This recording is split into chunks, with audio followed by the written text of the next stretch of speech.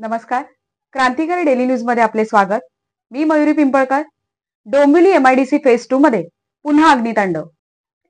Dombivli MIDC phase 2 मध्ये Indo amines आणि त्याच्या बाजूला असलेल्या मालदे कंपनीला भीषण आग लागली. महिनाभरापूर्वी डोंबिवली एमआयडीसी मधील अमुदान कंपनीला आग लागून अनेक कामगारांचे यामध्ये मृत्यू झाले व काही कामगारांचा अद्यापही शोध लागलेला नाही. या घटनेला महिना पूर्ण होण्याआधीच पुन्हा एमआयडीसी फेज 2 मध्ये इंडो अमाइन्स या कंपनीला आग लागली. या आगीचे स्वरूप इतके भीषण आहे की वारंवार स्फोटाचे आवाज येत असल्याने नागरिकांमध्ये भीतीचे वातावरण आहे. कंपनीच्या जवळच अभिनव शाळा आहे. सुदैवाने शाळकरी विद्यार्थ्यांना कुठल्याही प्रकारची हानी यामध्ये झालेली नाही. वारंवार होणाऱ्या या स्फोटांची मालिका अद्यापही थांबलेली नाही. प्रशासन याकडे दुर्लक्ष करत आहे का?